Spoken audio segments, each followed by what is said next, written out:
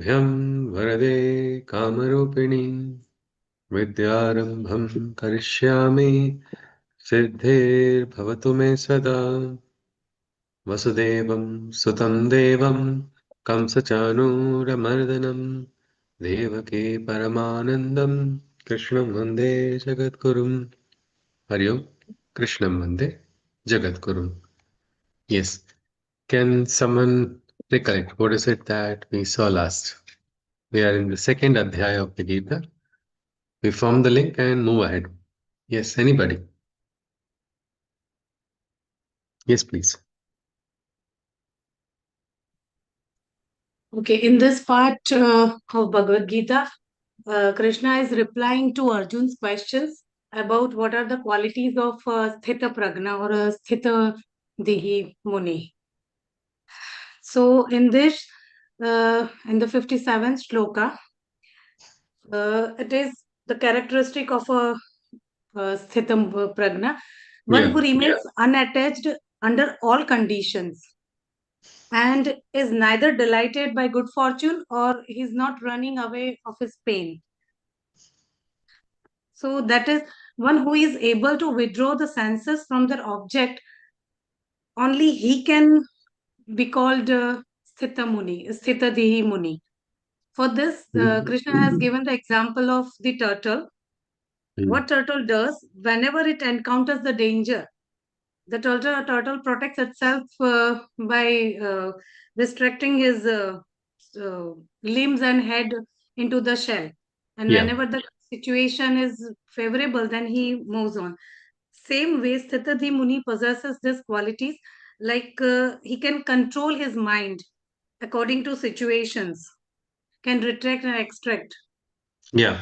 his own senses. Means the one is in control of the senses to Yeah. choose. Means most of the time people don't have a choice only. They react. Yes.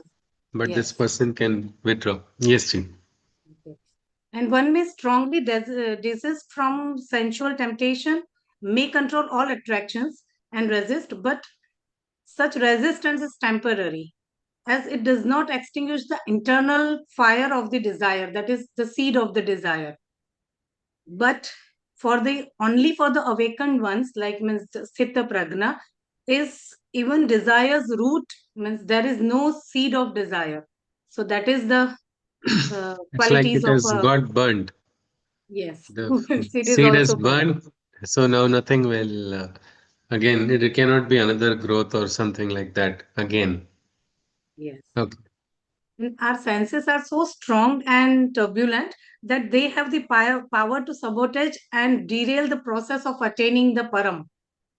So, if for even the wisest men, this senses can overpower them. And the 68th shloka is there. Then in the 61st shloka, now who is the capable to get the higher consciousness? Only he is capable of controlling the senses, who is focused, who he focuses and meditates upon Krishna, mat paraha. Krishna has Yeah. used this word, mat paraha. Only his intellect become stable, and only the stable mind can attain the higher consciousness. And in 62nd and 63rd shloka, what can happen? It's like a domino effect. Just Yeah. one is pushed and the Yes. whole Yes. building is It- collapsed. Like yes. so, while Yes. contemplating on the objects of the senses, one develops attachment to them. On that detachment, attachment leads to desire. From desire arises anger. Anger leads to clouding of judgment, and that results in clouding of memory. Due to that intellect gets destroyed, and when the intellect is destroyed, one is ruined itself. Yeah. Complete destruction of the individual takes place. So it is like a chain. It's like a chain, And that chain chain always reaction, begins, and the beginning of the chain reaction is from the desires, desires. Yes, attachments. yes, So it is clear according to the Gita, there is no good attachment at all. yes, Attachments make us move away from the truth. That is one point which is being put forward. yes. And but there is a solution uh, for this. But who one who controls the mind and is free from raga dvesh, attachment and aversion. Even while Yes. using the objects of the senses, that person gets the grace of God, like prasadam. Prasada, yes, please. Yes, Ji. So that is the prasada, as Gayatri ji has very nicely summarized, and that is the prasada which is going to throw away all sorrows. You get a quiet peace. Imagine if you reach a point where you are no more worried about what people are going to evaluate you.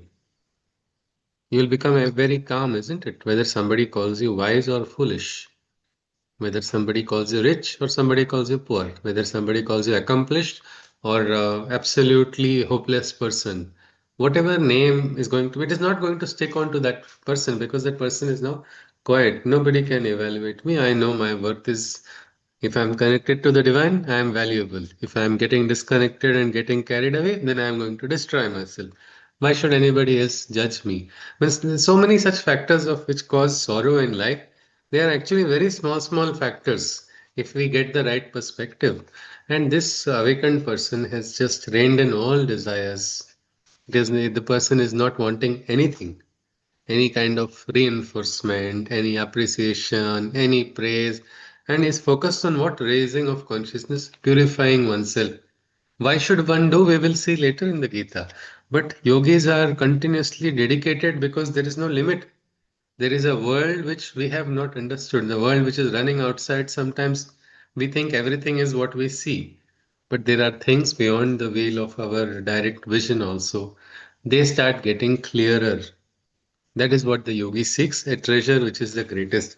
So let us continue. We had For this, then, Kabir has one doha for this, that yeah. कबीरा खड़ा बाजार में मांगे सबकी खैर, ना Hmm. कहूँ से दोस्ती ना कहूँ से बैर. Ah, That is the please do just interpret that also for everybody, ji. Gayatri ji. yeah. कबीरा खड़ा बाजार में means Hmm. he is Standing in in the the middle of market. the Hmm. market. मांगे सबकी खैर means well-being of all.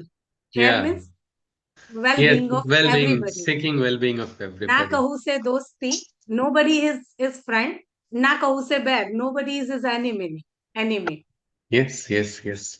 Wonderfully said. You do use put it in the group as well, Gayatri ji, Sure, after sure, the session. sure. I So, will. yeah. So I think with this we continue. So, and it is so simple. Ashantasya kutaha sukham is what Krishna asks. Where is that peace going? I mean, where is the happiness going to come when you are not peaceful or you are ashanta, when you are restless? Peace cannot come. So, first thing, if you want to experience peace, you're getting disturbed by outer circumstances. First thing, you have to learn to become quiet on the inside. That is what Krishna is saying, because if you are not quiet, your buddhi is also not going to be focused, your emotions are going to be uncontrolled. What happens when emotions are not controlled? Harmony or disharmony? Disharmony only. Chaos. That is what takes place. So we have to rein in our emotions. Sometimes we have to control our emotions. All those things a yogi understands, and so he practices that. He or she. Let's continue further. 67th shloka.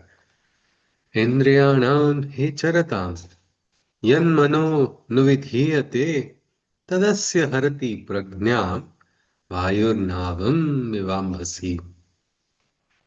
Wandering to the whims of the senses, the mind to its own preferred sense attaches. This sense mind leads the intelligence astray, just like the wind blowing a rudderless boat away. This connection of the sense to the mind.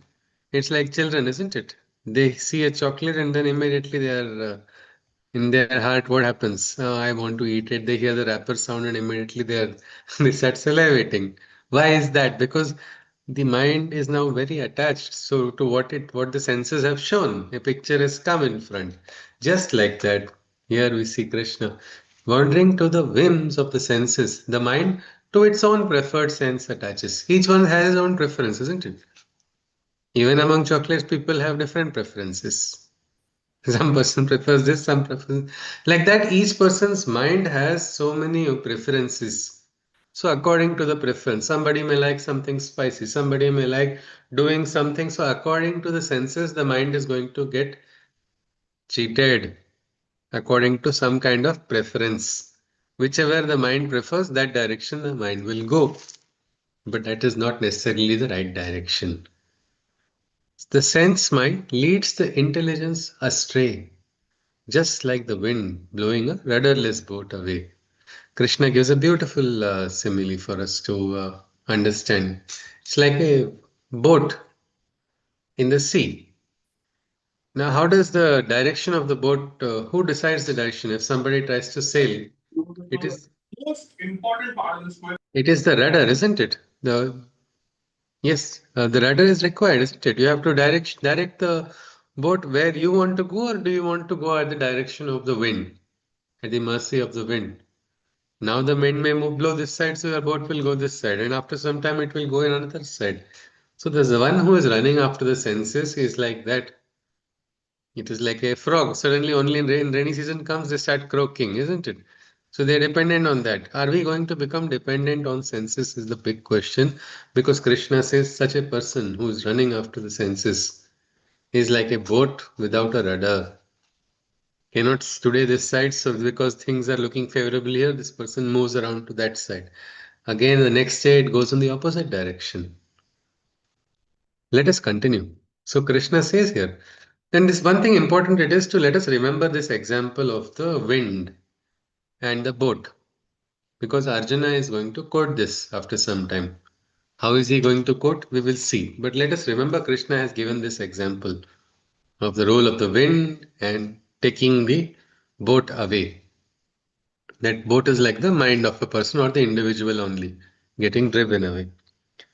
Krishna goes on, that is why he says, Tasmadyasya Mahabaho Nigrhitani Sarvashah Indriyani Indriyarthebhyah Tasya Prajna Pratisthita.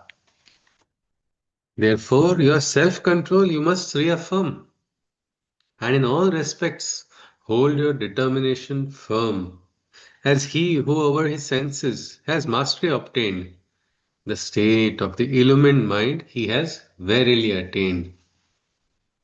Somebody who has attained mastery can reach the higher states of the mind.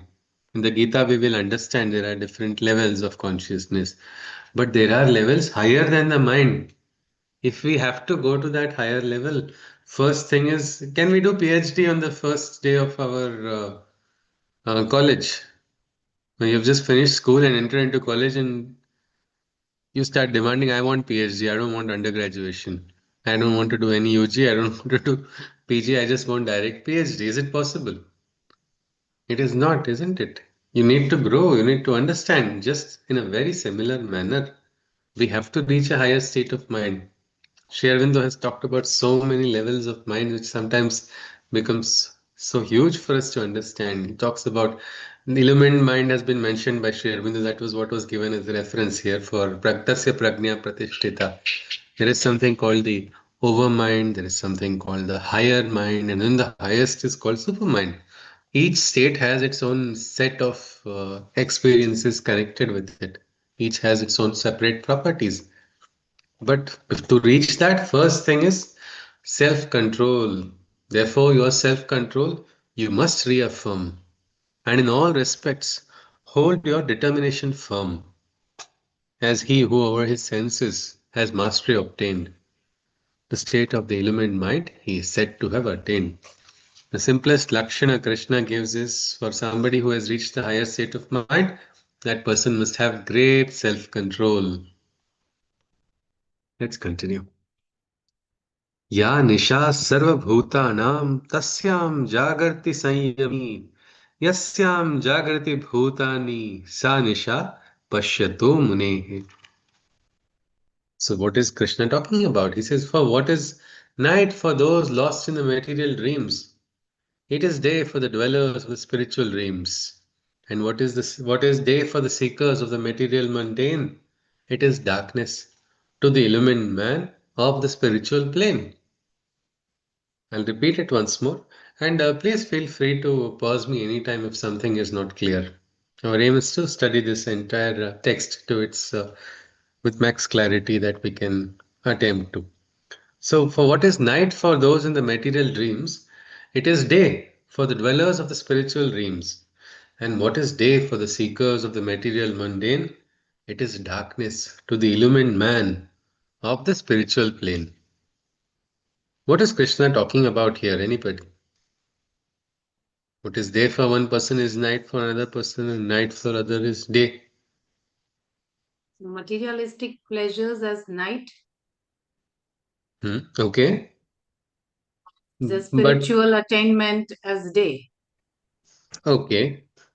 But what is day for this person is night for the other person. How does that, what does that mean? Day for material, those who are seeking materialistic Huh? materialistic For pleasures, them, for Hmm. humans, matlab not enlightened one. So for there, that is the day, and for enlightened one, that materialistic pleasures are as night, as of Okay, no but use.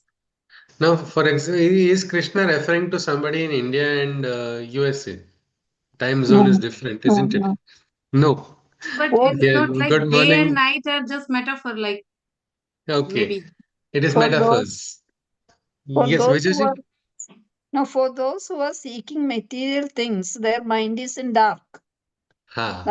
That is the thing he's mentioning about the That he night is and the dark. told, but he is saying what is light. What is light for one is the darkness for the other, and vice versa. Means it's Vice opposite. Means it, versa. yeah, Yeah, both is also there. Both is also right. So what we understand is these are opposite perspectives.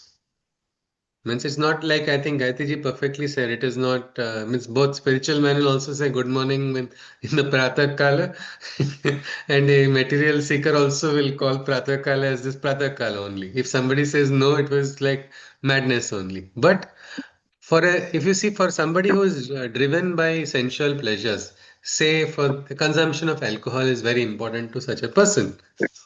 If you ask that person, "Okay, stop drinking, let us come and chant some Rudram or let us do some deep meditation," that person will say, "Go, you are a foolish person. Why are you disturbing my Ananda? For me, my Ananda is in the alcohol only." If you give a awakened person who has tasted real Ananda, if you say, "I can give you the best drug which will give you Ananda," he'll say, "Hey, throw that thing away. I don't need it. I don't need a artificial paradise when I can sit in one place and naturally experience that." Meaning that is a very different perspective. For somebody who is running after desires, you cannot tell him about letting go of attachment. You will make that person frustrated. He'll say that's the worst thing in life. What is the need of, what is there anything in life if not this, if not desires? And for a yogi, if you try to lure him into the trap, he'll say, "Hey, that is darkness for me. I don't even want to enter into that because I know Krishna has told, isn't it? Buddhi nashat pranashyati. Ultimately, a person will get destroyed by that. So somebody who has that awakening can understand, but somebody who does not have an awakening will not understand, will have an opposite view. You will not be able to explain that. It is like Jako Rakhe, Jako, that person will know. Who does not have what? How will that other person know that? Let us continue. Krishna goes on. Apuryamanam achala pratishtham samudramapaha pravishanti yadvat. Tadvat kamayam pravishanti sarve sashantimapnoti na kama kami. Just like when many turbulent rivers converge and affect not the vast ethereal ocean as they merge, on reaching the awakened stable mind, all attraction dissolves, not for the one whose mind to the senses whim revolves. So just like so many rivers, if has anybody watched a river merge into an ocean at that point? Has anybody had an opportunity to visit and see? No, only on Yes, videos. Okay, only in videos. Dhananjay ji, yes Yes, sir? I have seen yes, it yes, we in have seen it. Konkan. We have seen it. Okay, Dhananjay ji Yes, has said. Okay. Pravina ji has also seen it, is it, Maji? Yes, ma'am? yes, yes. Can you describe something? How is it? Anything? What did you see? How was it feeling? Or how was it? How did it appear? Was it going very softly, merging like very quietly, or there was a lot of turbulence? No, no, very, very quietly. Very, very quietly. Very quietly. Okay, so And it here, was a different scene on the right hand side and the left hand side. And okay, it was a very beautiful merger. it was a beautiful merger. So it is like a yogi's merger maybe at that place because it's happening very quietly. But Yes. generally, when that happens, sometimes it happens with what we can say in Turbulent. our engineering, we had learned about streamlined flow and turbulent flow. So it's like very turbulent. It is like when the river joins. At that time, you will see a lot of froth, lot of mixing, and all of that happening because that is how it goes. And then after entering into the sea, sea becomes quiet again. At that point of joining, it is very turbulent. But after that, it becomes just like that example Krishna gives. Just like when he so many turbulent rivers, no, they are moving so much. But finally, when they merge into the sea, they become quiet and the sea is like, and most quiet people are called calm as a sea, isn't it? Shanti Sagar, they say. People who have reached that quiet mind, those awakened people who have that stable mind, they have quickly understood how to reach that state. Just like when many turbulent rivers converge, they were just like when the many turbulent rivers converge and affect not the vast ethereal ocean as they merge. On reaching the awakened, stable mind, all attraction dissolves. Not for the one whose mind to the senses whim revolves. For that person who has reached that state of mind, every attraction will also dissolve. You cannot lower this person at all. You cannot promise this person to do something for you because this person now belongs to the divine only. Nobody can tempt that person to go on a wrong way, and that person, nothing can attract that person away from that one higher truth. But it is not the same for a person whose mind is running after desires. These are the ones who run after desires, they get bribed, they move into wrong directions, then they suffer the consequences because the mind is not at all steady. Let's continue. विहाय कामान्य सर्वान् पुमांश्चरति निःस्पृहः निर्ममो निरहङ्कारः स शान्तिमधिगच्छति. Krishna says, he who from all desires abstains, a complete detachment in life he obtains. From the senses of ownership and ego, he is free, and ergo, purely at peace he can be. So such a person, Krishna says, he is free from all desires, abstaining, and is experiencing what we call a complete detachment. No ownership means this person may be doing the work but has offered the ownership to the divine. How do we are on the 71st shloka of the second Adhaya. So, how do we offer our works to the divine? What is the meaning of letting go of ownership? You say you are not the owner of the land you are staying, immediately somebody else will come and claim it, isn't it? In the world, it is like that. So, what is the meaning of letting go of ownership here? This person has let go of ownership and ahankar and is free. Yes, anyone. Not expecting any rewards. He does it with the right attitude. He does it with the right attitude. Okay, Shashiji is saying that. Then anybody would like to maybe highlight a little bit more? Proprietorship is means you are possessing something, you have control over something. But here, the whole world, including space and all this, it Belongs belongs to the to divine. God. Okay. So, what is there in What is mine? proprietorship? What is mine when What is everything mine? belongs to the divine? Can I claim my children to be mine? Can I claim my No, wife to be no, mine? Can I claim my friends to be mine as my properties? No, I like them. no. I like them a lot. But I can't claim to be the owner, isn't it? Owner is the divine only. I do We have not not belong to chosen. myself. Yes, yes. This We person have has not understood. chosen. Yes, yes, yes. And this person is actually a very free person. This is Anjali ji has written everything must be used for Krishna only as an offering to the Krishna. Absolutely. And that is how we can say even this in Marathi there's a beautiful saying, Hey Vishwache Mazhe Ghara. This world is my home. You are which place is now not yours. When you are now connected with the divine, the entire world is yours because everything belongs to the divine and you are now belonging to the same. That kind of attitude is there. So there's no personal. Don't you know who I am you are talking to? Do you know who I am? These are all questions which come only from somebody with a lot of ahankar. I am nobody, will that person will say, and yet that nobody is going to be like the greatest person in the world. As we see this Ram Das, Tulsi Das. Das means slave. But these are not slaves of any human being. No human being can even stand in the vicinity. That is the teja of such awakened ones because they have surrendered to the divine. They have become what we can say slaves of the divine. As Sri Aurobindo has also very nicely said, to be a servant of God is good, but to be a slave is better, is greater. Because slave is now full, complete das. That is what a person is who has surrendered. And when the person has surrendered, it's okay. That person is able to let go. Let us continue. Krishna goes on. He says, Esha Brahmi sthitihi partha nainam prapya vimuhyati stitva stitva syam antakalepi brahma nirvana mruchati.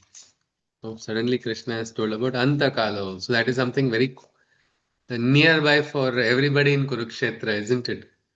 It is such a dangerous place that the last moment can come any time for anybody. And now Krishna refers to that. Arjuna was afraid of that only, isn't it? The uncertainty of death was disturbing Arjuna and what is going to happen. Now Krishna says, Oh Arjuna, in this conscious state awakened, the veil of illusion is forever lifted. If this state up to the time of death is sustained, a merger with the infinite is then attained. Krishna is saying if you're able to keep that balance continuously until the last moment, you will attain what is the Brahma Nirvana. It is very difficult. Even in the last moments, what happens? We start remembering about our belongings, our people, our attachments. We are forgetting the divine there. Imagine last dialogue instead of the person is chanting very nicely, continuous mantras, but suddenly sees one very irritating person. That's it.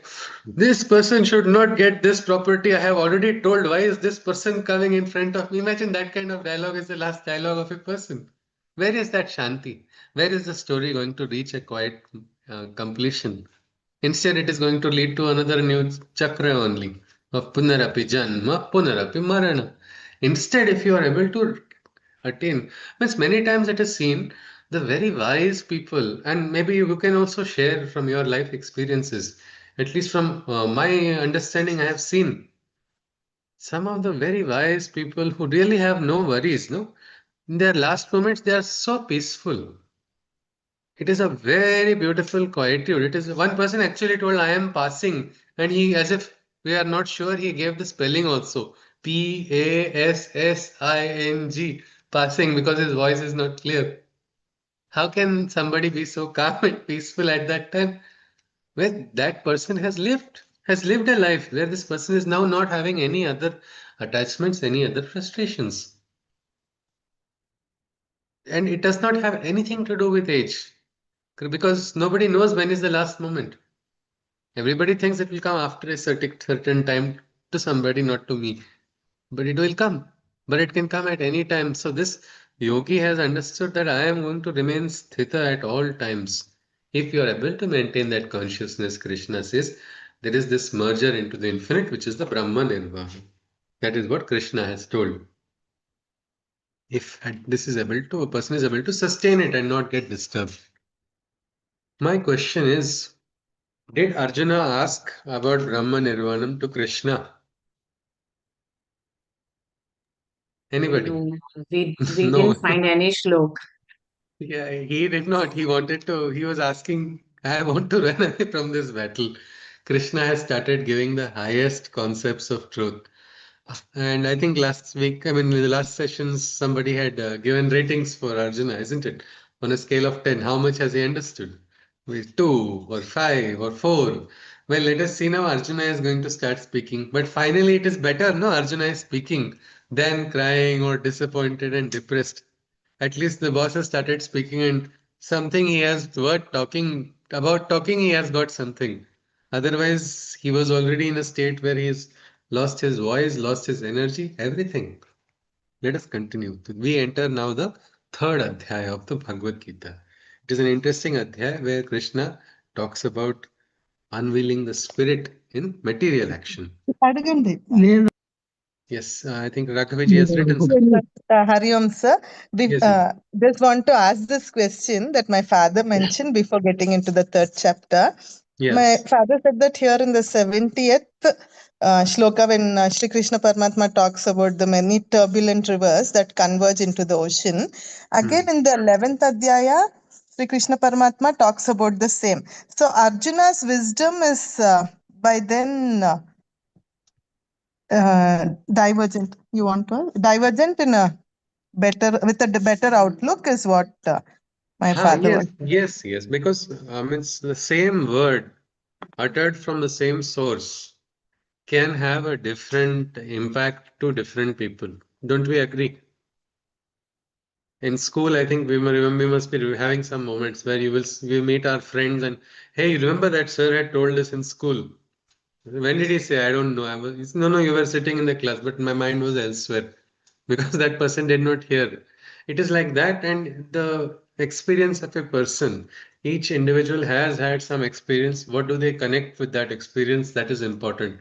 Arjuna is going to keep receiving, as Raghaviji rightly shared. In the second Adhyaya, we see something. As we go to the 10th Adhyaya, we will see similar concepts being shared. But the understanding and the state of Arjuna's mind, the receptivity of Arjuna's mind is going to be different.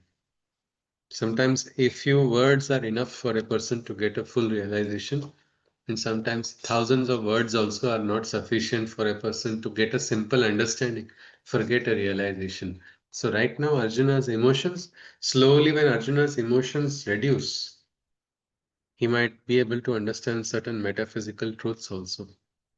Because in the Gita, we have so many such secrets. Suddenly, Krishna tells focus at this point. One will wonder why should I, the point where we wear the bindi or the tilak or anything. Krishna talks about focusing there. Somebody may wonder what's the reason for telling to focus here. Krishna has not given that reason. But when you go again in the 8th Adhyaya, you will see something else. And you will say, oh, is this the reason? Is this the reason why it has been told? Because, and then a person from second Adhyaya, you can find links with 10th Adhyaya, third Adhyaya to fifth Adhyaya, everywhere. And if you, one person actually approached me and asked me to let us draw a mind map about the various Adhyayas of the Gita. I thought better than drawing a mind map would be take a pen and then start scribbling everywhere because so many connections are there. You're not going to be able to directly give a mind map. It is quite a intense discussion that Krishna has had. But the beautiful aspect is he's having an intense discussion in a very simple manner, which is why we are able to read today also and try to understand to the best of our abilities. So let us continue. Let us see what our hero Arjuna has understood. He is going to show his report card to us. Arjuna Uvacha Jayasi Chet Karmanaste Mata Buddhir Janardana Tat Kim Karmani Ghore Mam Niyojasi Keshavaha. Arjuna asks, oh Krishna, haven't you just said what is superior? That spiritual knowledge over material action is better. Then why is it that you coerce me into action? This ghastly karma on me, why do you sanction? He said, hey Krishna, you only told just now about Sthita Prajna, Brahma Nirvana, attaining higher consciousness. Isn't that better than performing this horrible action of murder? This ghora karma, why are you making me do? In the middle, you are suddenly saying Uddhasva Bharata, get up and fight, get up and fight. On the other side, you are talking about reaching highest state of consciousness in quietude. He says you are contradicting. Why are you making? But one question is, did Krishna anywhere say that spiritual knowledge is greater than material action in the last adhyay? Because this is the accusation by Arjuna. Didn't you tell me just in the second adhyay that spiritual knowledge is greater than material action? Did Krishna He tell us hasn't that? said that. No, He he hasn't hasn't said that. said that. That is the interpretation or wrong interpretation of what Krishna has told because of his emotions. And you see, it is always very easy, isn't it, to talk philosophy But it is very difficult to live the philosophy, isn't it? Even many Yes. times people on the street also you see fight, hey, you don't know, पता नहीं मैं क्या कर सकता हूँ, and people will start saying मैं ऐसे करूंगा वैसे करूंगा. But an action has to be done. See, both of them running. The two people are going to fight, and somebody's third person comes and say, "Okay, settle it with a fight now." Immediately they'll say, "No, no, no, thank you. It's all right. It's all right. I'm giving a chance to the other person," and both walk away because walking the talk is not so easy, and people very much prefer to not do action. There's a tendency in human beings to not do actions because they are little difficult. And that is exactly what we see here. Yat kim karmani ghore mam. Krishna, you're talking about Adhyatma. Then why are you asking me to do this kind of ghor karma? That's his question. Then he says, Vyamishreneva vakyena buddhim mohayasiva me tadekam vada nishchitya yena shreyoham apnuyam. He's saying in a way indirectly, he's saying, Krishna, you are confusing me. And you are talking about both sides. Tadekam vada nishchitya. Tell me any one thing correctly is what he's saying, which is going to be beneficial for me. Vyamishreneva vakyena means by your words, saying you have confused me. Here, look at Krishna's state, isn't it? I mean, Krishna has with such sincerity shared and love and compassion shared a very high knowledge to a disturbed Arjuna who has asked. Arjuna only asked, no, show me the direction. And so Krishna has shared, Arjuna, rise to the higher consciousness, experience what Sthita Prajna is. All these things he has told, become free from fear. All of that he is telling. And Arjuna is reacting like this. It's like a student in the class who is asking a doubt, but he is not asking doubt that I didn't understand this lesson. Say somebody is teaching something in maths, a particular theorem. If the student says, I didn't like this, I didn't understand this step, please explain, the teacher can say. If the student says, I don't understand mathematics, what will the teacher say? This is Krishna's situation here, because here Krishna is being asked directly by Arjuna that my mind stands confused and disarrayed, for it fully understands not all that you have said, not one or two things. He says, I don't understand anything. He says, don't give me two also, give me zero. I have not understood anything that you have said. Hence, show me which is the correct way, what will benefit me. I request you to please say. Tell me what is going to be my labha. If Arjuna was a businessman, he will ensure he gets the best profit because he's saying, tell me what is the shreya, right? Most profitable thing for me. Don't talk about both sides, is what he's saying. And I have understood nothing, zero, zilch. I have understood nothing of what you have told me, is what Arjuna says to Krishna. What do you think? Will Krishna get annoyed? No. No. But will we get annoyed if our friends, we give them lecture for 15 minutes also, and after 15 minutes also you see your friend not listening to you, we get very frustrated. We say, what is this? How dare you zone out when I am telling you? Were you not listening? Don't you have sense? All such questions come. You are And that wasting time, my energy and you are not yeah, listening. yeah, after all these efforts I have put for you, these kind of dialogues come out. But look at Krishna and look at Krishna's situation. He has given a word that I will not participate in the battle. He has sent his he sent his Narayani Sena on the other side. The emperor has decided to bet on Arjuna only and has become the Sarathi. And then Arjuna is saying all of this. Still, with patience, he has told an entire chapter. Yet Arjuna says, I understood nothing. What we can learn or what we can understand that is that this is how Krishna is. He is always there for us. He is always going to listen to us. And if we want to follow him, we should also learn to exercise patience. We also must. We cannot become impatient just because we are getting an unfavorable response from somewhere. Let us not become impatient.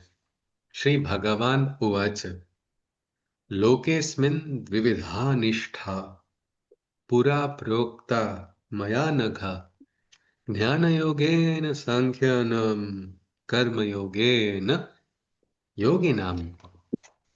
Shri Krishna said, men of two faiths in this world dwell. O pure one, Because he understands Arjuna's purity here. It's sincerity. It is not defiance when he is saying, I didn't understand anything that you said. Is Arjuna disrespecting Krishna?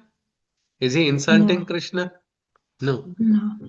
It is a seeker's question. No, it is somebody who wants to know. And he's sincerely saying, "Ki," and it is a friendship also. No, a Maitri is there between Krishna and Arjuna, and that is a beautiful relation.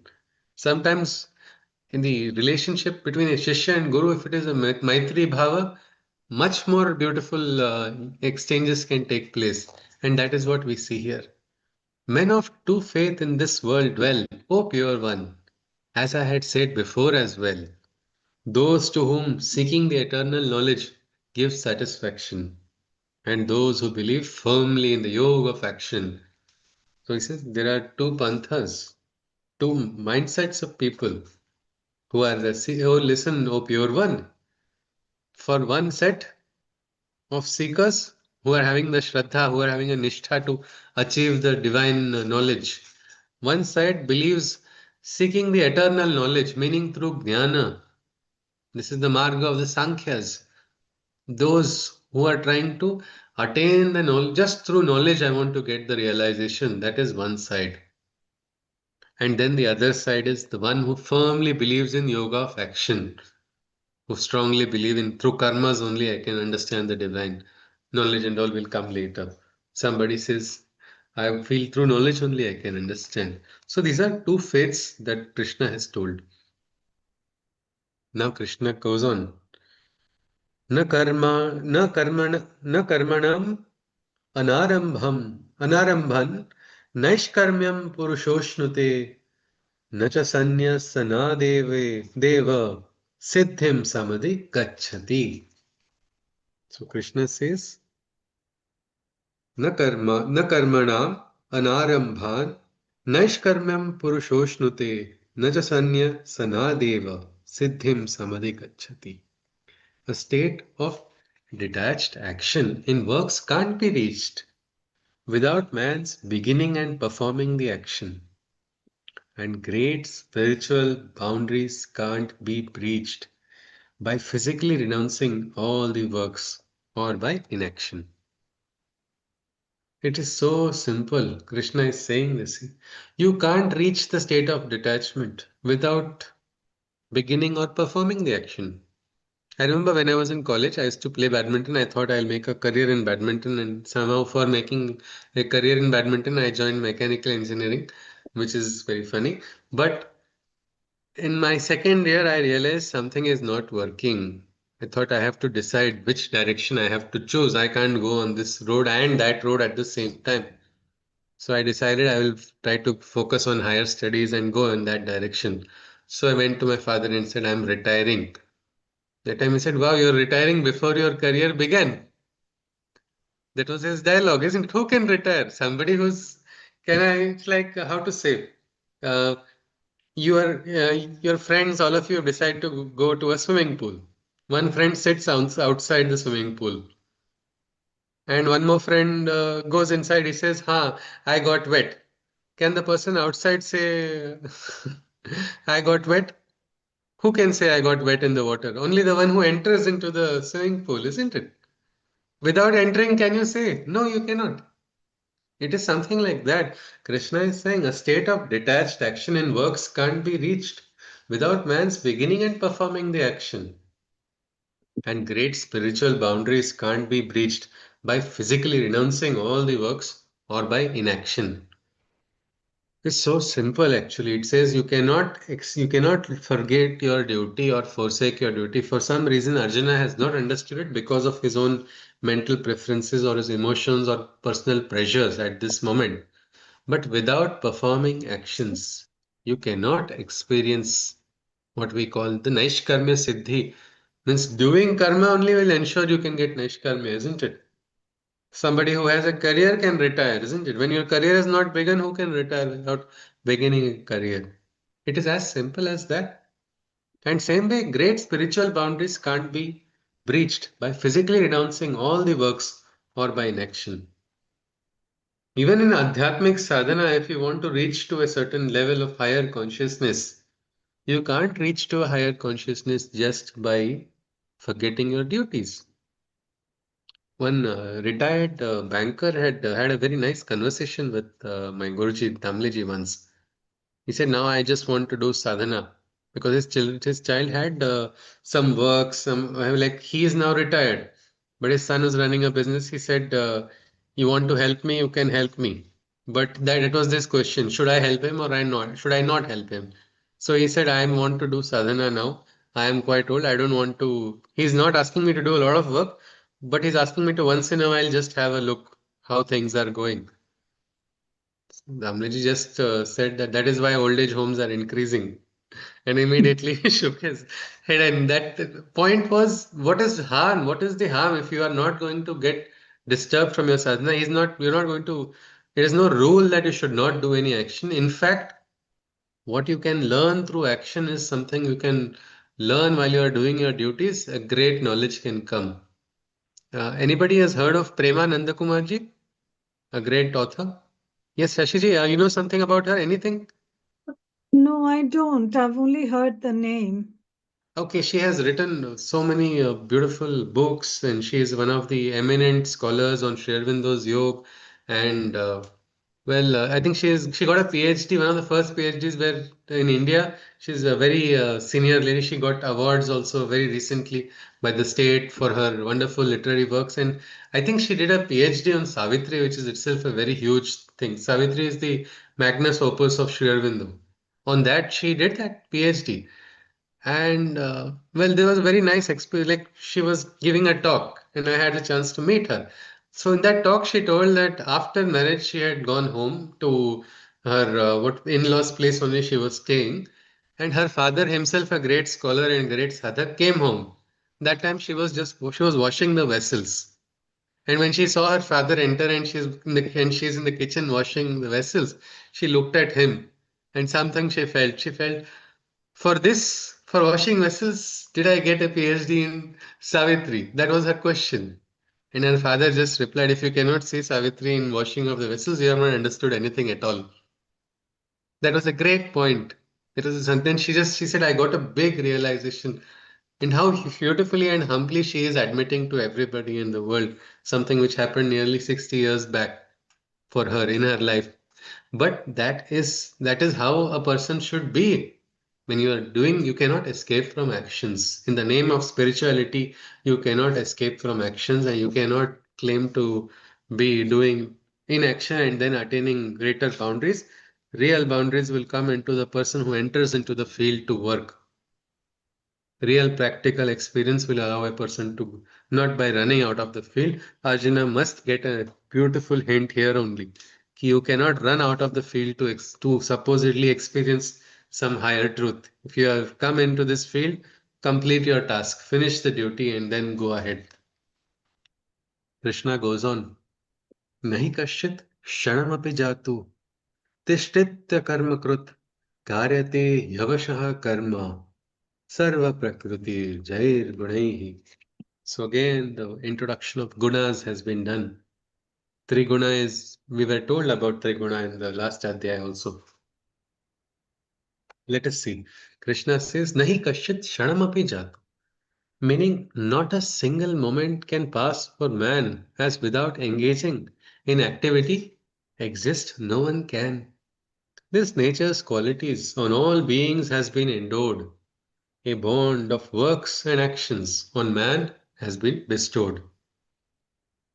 Not a single moment can go where some action is going on or karma is taking place. Not even a moment can go is what Krishna is saying. Let's just pause and what action is going on right now?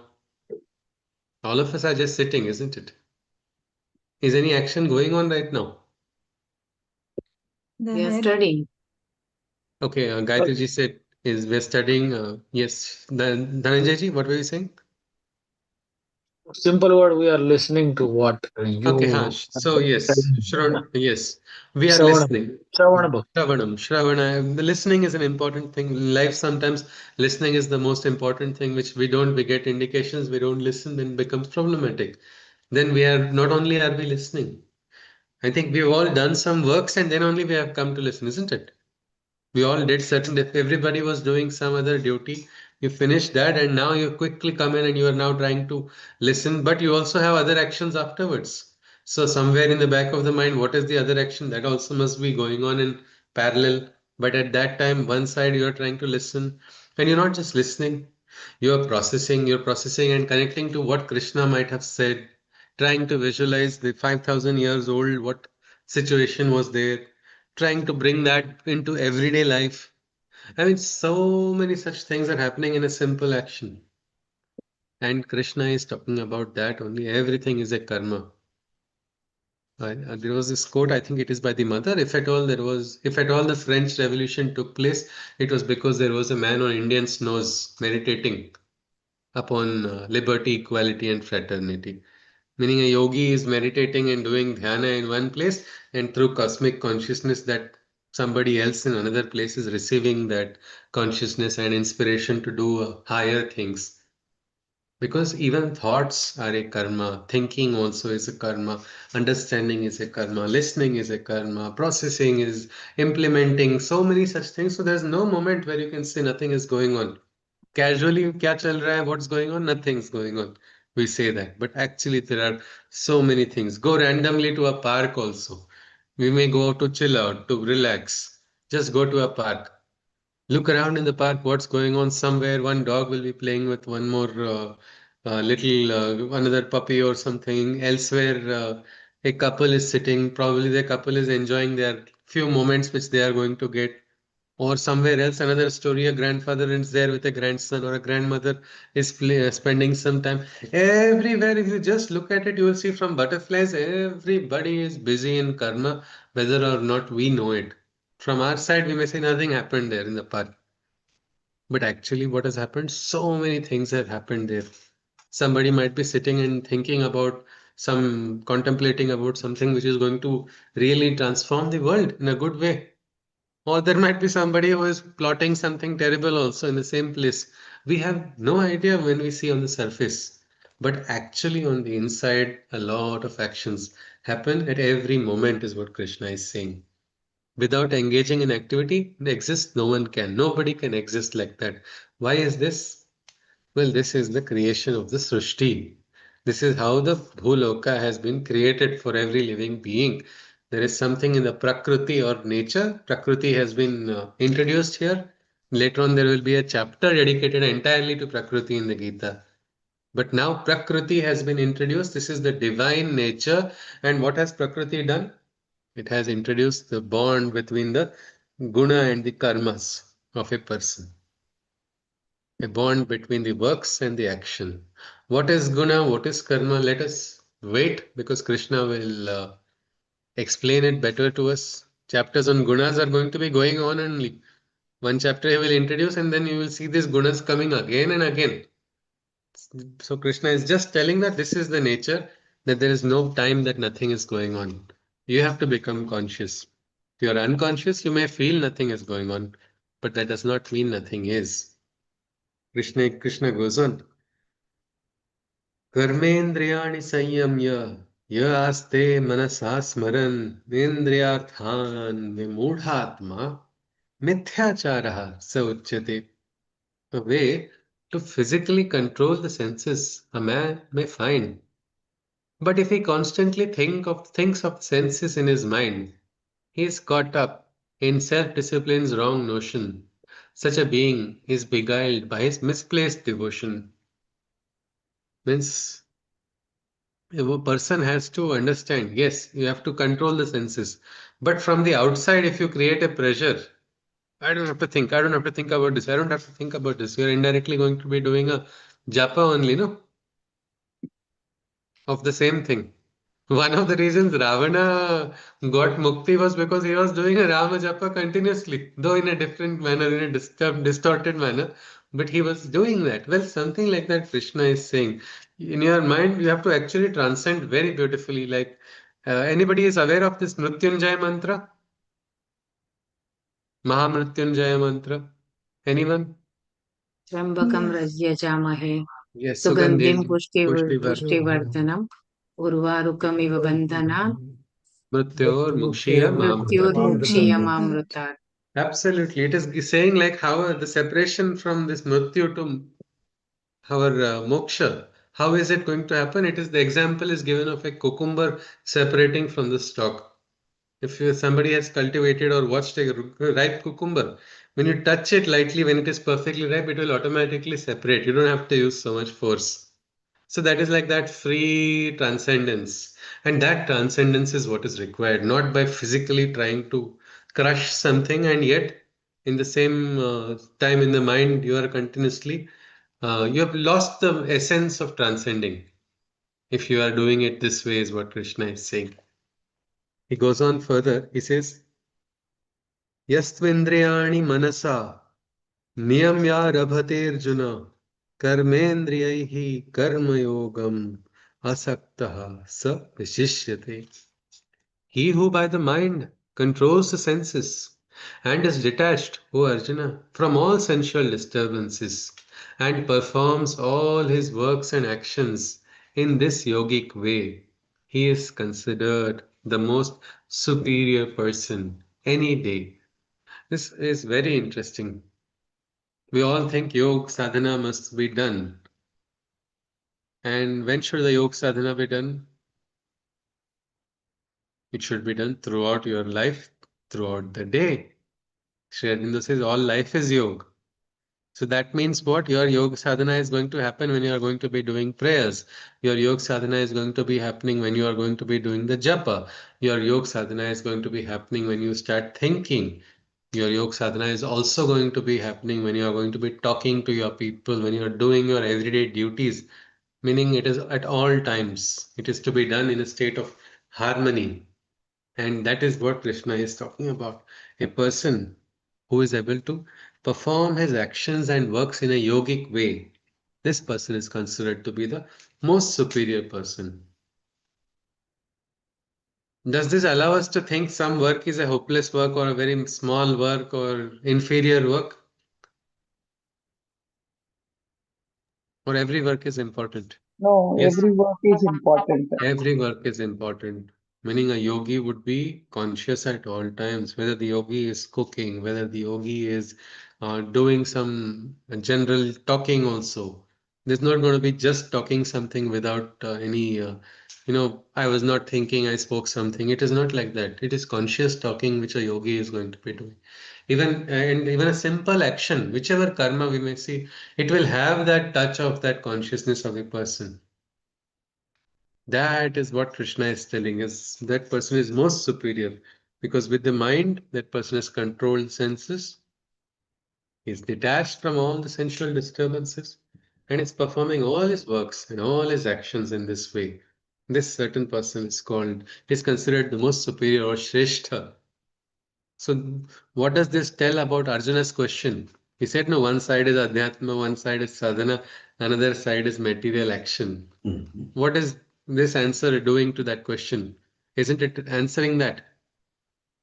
This shloka is clearly telling ki why are you trying to draw a line between material and spiritual? Krishna is saying, hey, this is the eraser, I'm going to erase that line. There is no separation from material and spiritual.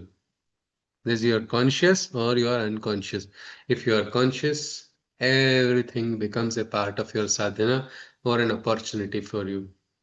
Because sometimes people become like the great Brahma Rishis when they are doing dhyana, when they go to the temple and all. The moment they finish the dhyana and come out of the temple, Brahma Rishi gets transformed into Brahma Rakshas. What has happened? How is it? What is this? They say many times so close to the temple or so close to the church or even let's say close to the mosque, but away from God. Because physical proximity and action alone, which is unconscious, will not guarantee. We have to understand that there is no time. Because I remember one friend of mine in college, he had a photo of his guru, and we would hang around sometimes at his home. So he wanted to swear at somebody. So you know what he did? He just covered the photo. He kept the photo down, turned and started abusing, and then again kept the photo back after he finished. Now, what is the meaning of that, isn't it? Is he trying to prevent his own guru or Aradhya from hearing what he is speaking? That is not the real sense of if you are following, you are going to follow at all times, isn't it? Whether you are near in front of your guru or your guru has only told you go elsewhere, you will still follow this principle, isn't it? Are you going to forget that? It isn't. So becoming conscious is what is important, and that line between material and spiritual, Krishna has at least clearly raised through this shloka. He says nothing like that. Somebody who is able to practice and follow both in every action, he is able to spiritualize, or as Sri Aurobindo says, divinize your every action. Well, such a person is said to be the most Shrestha. Krishna goes on, Niyatam kuru karma, tvam karma jyayo hya karmanaha, sharira yatra pichate na prasiddhe the karmanaha. We'll stop at the shloka number 8 of the third Adhaya. Krishna says, without attachment, perform your every action. He says, have no attachments, Arjuna. Perform your every action. Because action always supersedes inaction. How simple is that? It's better to do something than doing nothing, isn't it? Maybe you're not achieving the entire great, you're not seeing the grand picture, or you're not getting a complete solution of your problem. But can we follow ostrich mentality and avoid what is there in front of us? No. Do something. It's all right. Because action is always greater than inaction. Even your body's life journey cannot be sustained. Without action, no accomplishment can be gained. The Sharira Yatra of our body also, of our life, no? Our body goes through changes. Krishna has told Kaumara, Yauvana, Jara, all these stages, childhood, youth, old age. How is it going? It is by action only, isn't it? If somebody says, no, I don't want to take care of my body, what's going to happen? Will it sustain a full long life journey? It's like using a car without doing any maintenance. Breakdown will happen. So in your own physical body also needs action continuously to get sustained. What are you thinking about doing, leaving action? Why are you thinking of withdrawing from action? What type of sannyasa are you seeking, which is taking you away from the truth? That is what Krishna is asking. Perform without attachment, perform your every action. We'll just conclude. Before we conclude, Krishna is taking away the attachment part for every action. Krishna is saying, let us not have any attachment. How do we get the motivation then for doing the action?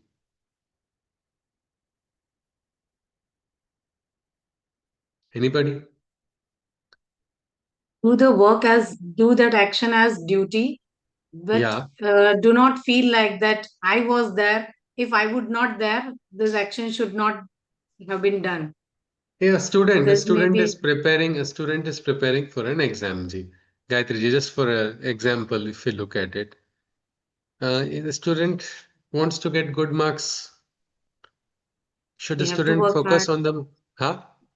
Yeah, but if He he is should work hard. but He if he should, is told, if you tell him marks are not important,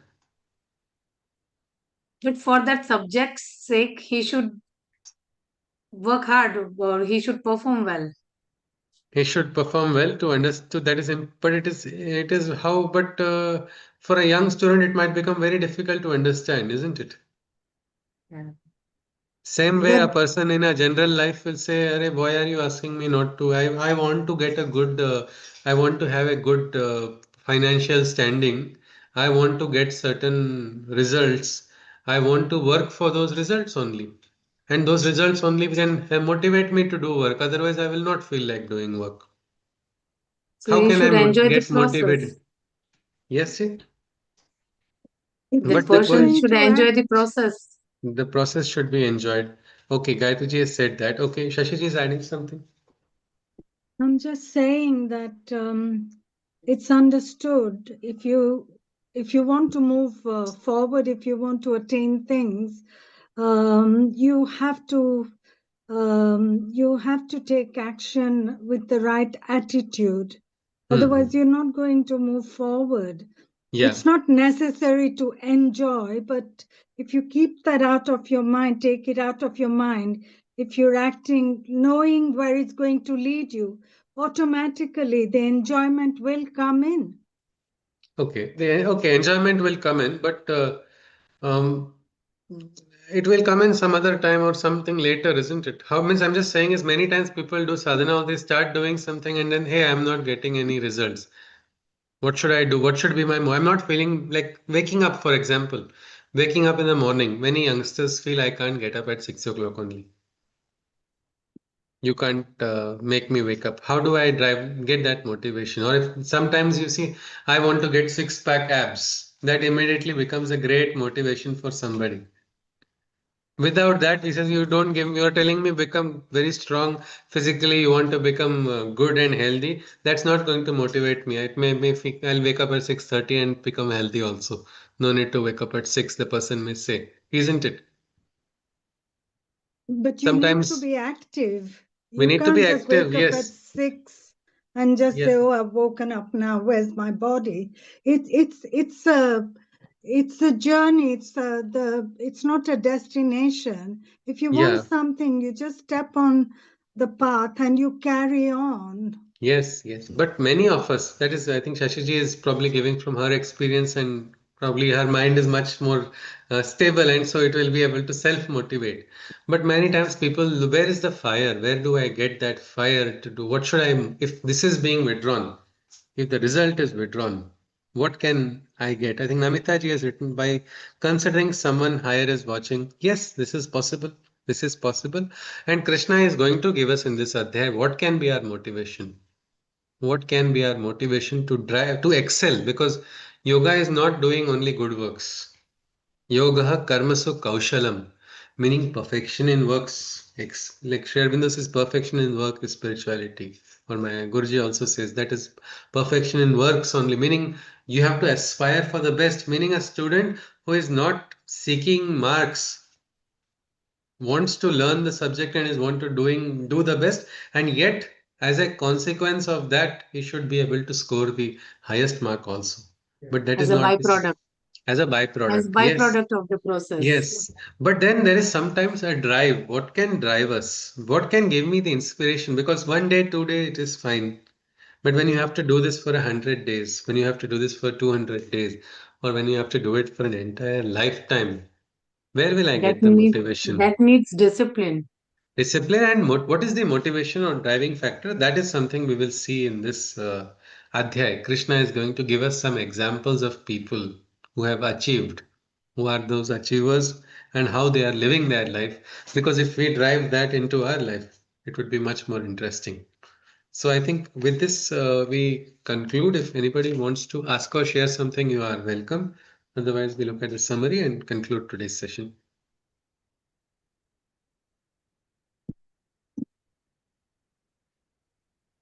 Yes, please. If there are no doubts, As we will. you, Yes, as sir. you rightly said in the example of the student doing the exam, so he should study for getting the knowledge and not the marks. So marks will be as you are somebody has said, it should be a byproduct of gain knowledge. Yes, But yes, in the world, a lot of times it has seen that the persons who get higher marks are not necessarily successful in life. yes, yes. Who has studied and understood the basics of the subject or something, they are more successful because they have gained the real knowledge. So marks don't make a person. It is the attitude. So yes, I think yes, sir. Thank you for that addition. Let us see. Let us see what is it that is going to be useful for us, which is going to, drive us without driving us in the wrong direction. Krishna has to. Vijayaji wants to share something. Yes, Steve. Vijayaji, please unmute. Your screen is muted. On the bottom left corner, okay, there's a mute button. Yes, Steve. Yeah, you should have an aim in life. When you Yeah. study, you should have an aim and the ambition to reach there. Yes, The yes, yes. students, as a student. Absolutely. Aim is important, ambition is important. In sadhana, they say one beautiful word, aspiration is important.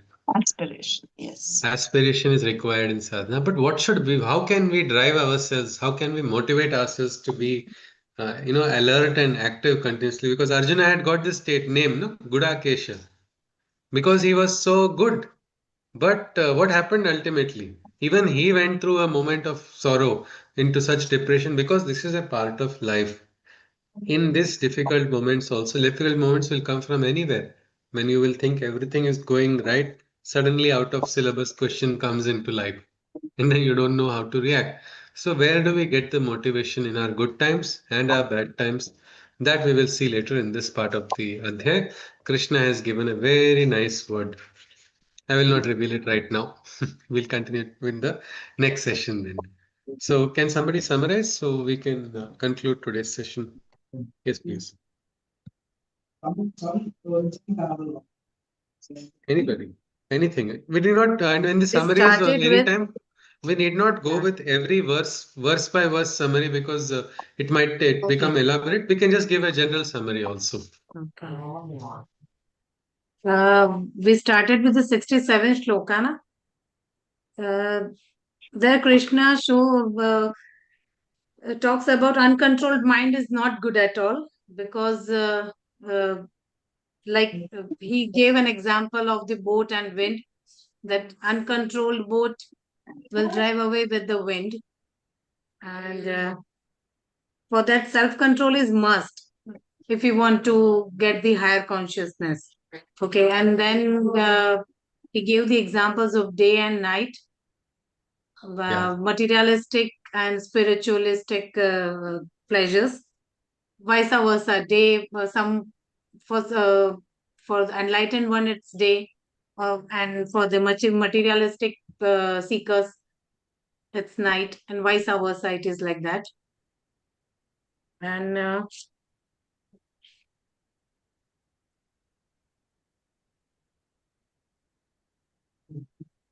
how one can by practicing this, one who is attaining the Brahman, how he attains the Brahma.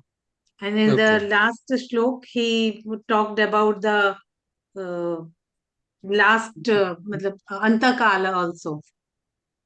That the person who has attained the Brahman will be calm at the very moment of his death. Yes, yes. Okay, and in next, Arjun is confused that one side you are talking about this Karma Yoga, Kshatra Dharma, and one side you are talking about the Nirvana and everything. Then he asks, please don't confuse me. Please remove my confusions. Yes, Gayatri ji, one more thing, just in one thing, can we try to draw an inference what we can practice in our everyday life from this? Means from these points which Krishna has given, what can we take for our everyday life? From what we studied today, what can we add from the points of Krishna what we have seen in the Gita? Any point? Self-control first. Okay, self-control. Self-control is, if we don't have self-control, nothing can be got. That is one point. Okay. Yes, Ji. Anybody else would like to add? And we should not, we should remove the line between this materialistic and spiritual, but how to practice in day to day, we have to see. But Krishna has not yet given us the full, but he has given us the concept ki let us now stop. At least this much we can say, main to adhyatmic person, I am now spiritual. That person is material. Let us stop doing that at least. Let us stop making a divide. The world is one. Let us not divide it. Okay. And there are ways. So Jnani, it's Jnana Yoga. For Karma Yogi, it's Karma path, and path of there the is, Karma. and there is It's a like combination also. There's a combination. there is as well. combination All right. also. We cannot. All right, Gayatri ji. Yes, sir. Pravina ji is adding Sir, something. I have. Yes. Yes, ma'am. What I understood of that sloka is one who is materialistic. For that person, it is a day, but an enlightened one, for that person, it is dark. Okay. Is that correct? Because I think what yes. Gayatri ji said was exactly Yes. opposite. No, she was about saying the same thing. So what we No, she understand said is, vice versa. So is it both ways? Yeah, it is both ways. Means for a spiritual person, what is morning? For a material Hmm. person, he will say, "Don't trouble me. You made me attend a full Sankirtan. What Hmm. a punishment you gave me," he will say. But for Yes, the Adhyatmic seeker, he will say, "Wow, I was able to he will focus. There enjoy. was, yeah, I will Hmm. enjoy." But the person who say this was the biggest punishment of my life. So these Okay. are two perspectives only, Pravinaji. That is why vice versa is Okay. also true because for this morning Okay. and day, that is all. Yes, see. Okay. So we can also draw an inference that there will be people having opposite perspectives. Let us not become disturbed because of that. And let us just understand if somebody is feeling that junk food is healthy and good for health. We don't try to go and start explaining, no, according to science, you understand this happens, these levels will increase because all that is not required. People can live with opposite perspectives in the same world. They may not be Yes. right. One person So will be on the right. one thing more I wanted to ask here. What Yeah. about that boat? Whether you should leave it to go with the wind, saying that Krishna will take us. Ha, yeah, that is very interesting. Krishna will take us, so I will not even take an attempt to oar the boat. No, no. Or should I have, or should I say, or like whether Krishna will take us, or that is my destiny, or whatever, being fatalistic, Should or should we yeah, go yeah. have a aim, or this is the end point I want to reach, and make efforts to go there. This is a very nice question because it has very so many significances, and we will be looking at this later on in the Gita. As of Okay. now, in this light of the way Krishna has explained, he says a Yes. mind which is not having self-control is like a mind is like a boat without a direction. Yes. Okay. But what you have asked is a deep philosophical question, which we will cover later on, which is the role of Okay. what is the role of the human and what is the role of the divine. How much Yes, should sir. human? Yeah, that is a very interesting something. There's something called what is fate and what is free will and what Yes. is destiny. That is something we will look at later on because that is covered in the Gita. But right now, Okay. Krishna has only talked about this being as a mind which is not having self-control is like a boat without direction. Yes, sir. Yes, Ji. Yes, ma'am. So, any other One more point you would like? Yes, sir. Yes, please. one more important point, I think what we have learned today in the chapter second 71st sloka, which says giving up the sense of proprietorship and considering everything belongs to divine. Yeah. Maybe on legal paper you might be the proprietor, but understand you are nothing without the divine. The real Correct, proprietor correct. is divine. And that is also the core of the Isha Upanishad. Isha vasyam idam sarvam yat kincha jagatyam jagat. Tena वो बोलते tyaktena बोलते bhunjita हैं ना ma तुम क्या grudha. लेके वो बोलते हैं Yes, sir. तुम क्या लेके आए हो और क्या लेके जाएंगे. Yes. Absolutely. That way. हाँ, it is. हाँ, और there is a qawwali also which is तूने क्या बनाई तूने क्या सजाई सब किया है तो उसने तूने बातें बनाई. Correct. That is something like that. So absolutely, maybe we should understand that at least it will allow us to become grounded. I'll just say something more on this because Yes. in Patanjali Yoga Sutra, the Ashtanga Yoga, there is one yoga, one anga which says aparigraha. Hmm. That means you need not, you just uh, gather something which is just necessary for you. Yeah, what is needed. Basic necessity. So don't accumulate the things. Yes, absolutely. Thank you, Once come up, Jai. yeah, correct. Ji. Which is called Yes. aparigraha. Aparigrah. Yes, sir. Yes, sir. Thank you for sharing that. So I Yeah. think with this we conclude with the Shanti mantra, and Krishna has at least erased that doubt. Ki there is no Adhyatmic marga which is separate from a material marga. At every moment, every kshana, karma is going on. The type of karma is depending on the consciousness of the individual. All right. It's like how you want to go by flight or by road or Ah, by Bulakat. it's your Yes, choice. our choice. But finally you Yes. are getting And the at your aspect is, it is a destination. choice. Miss Krishna is not It's a ordering choice. Arjuna, ki you must follow what I do. To now also Krishna is keeping it in front of. It's like the menu is there. You select you choose. You choose Your your Yes, main what you course. want to enjoy, what course you want to enjoy. Life's course will go according to your choice, but there are several routes. Some are understood by the wise to be the best. That is all Krishna is saying. Okay, let us conclude with the Shanti mantra. Hari Om. Sarve bhavantu sukhinah, sarve santu niramayah, sarve bhadrani pashyantu, ma kasyit dukkha bhag bhavet. Hari Om Tat Sat. Krishnam Vande Jagatgurum. Hari Om. Punarmilama. We will meet on Hari Friday Om. tomorrow. Yes, Thank you, please. Thank you, Ji. Sushruti. Namaste, Ji. Thank you. Thank you. Hari Namaste. Om. Good night, sir. Good night. Hari Om. Namaste. Good night. Hari Namaste. Om. Hari Om. Hari Om. Hari Om.